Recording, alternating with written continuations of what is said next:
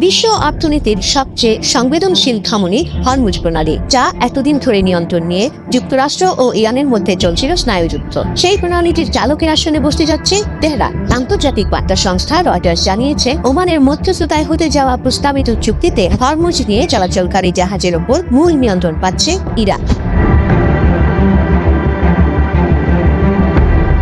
বিশ্বজুড়ে আলোচনার কেন্দ্রবিন্দু এখন ইরান ও ওমানের এই গোপন সমঝোতা প্রস্তাব। রয়টার্সের প্রতিবেদনে একজন ঊর্ধ্বতন ইরানি ও আঞ্চলিক কূটনৈতিক কর্মকর্তার বরাতে স্পষ্ট করা হয়েছে, উপসাগরে প্রবেশ করা বাণিজ্যিক ও তেলের জাহাজগুলো তল্লাশি এবং তদারকির ক্ষমতা কার্যত ইরানের হাতে তুলে দেওয়ার বিষয়ে এক প্রকার সম্মতি মিলেছে। হরমুজ প্রণালী দিয়ে বিশ্ববাজারের প্রায় 1/5 জ্বালানি সরবরাহ হয়, আর এই গুরুত্বপূর্ণ জলপথের পূর্ণ কর্তৃত্ব তেহরানের কাছে যাওয়া মানে পুরো অঞ্চলের ভূ রাজনীতিতে যুক্তরাষ্ট্রের একক আধিপত্যের বড় ধরনের পতন।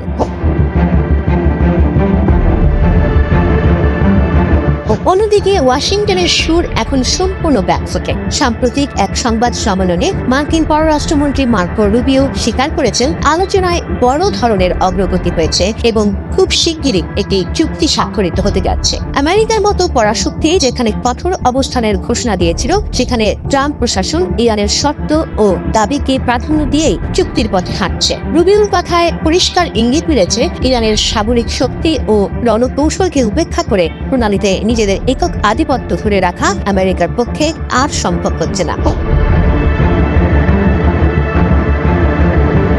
শুধু ওমানে নয়, পাকিস্তান এবং কাতারের মতো দেশগুলো এখন খসড়া চুক্তি চূড়ান্ত করতে কাজ করছে। মার্কিন অর্থমন্ত্রী স্কট বেসেন্টও স্বীকার করেছেন, ইরানের সাথে আলোচনাতেই সমাধান খোঁজা ছাড়া তাদের সামনে অন্য কোনো বিকল্প পথ ছিল না। কেবল হরমুজ নয়, লোহিত সাগর ও বাব আল মান্দের প্রণালীতে অক্ষয় শক্তির কঠোর নজরদারি পুরো পশ্চিমা বাণিজ্যকে কোণঠাসা করে ফেলেছে। ফলে বিশ্ব অর্থনীতি সচল রাখতে ইরানের শর্ত মেনে নেওয়াকেই বুদ্ধিমানের কাজ বলে মনে করছে আমেরিকা।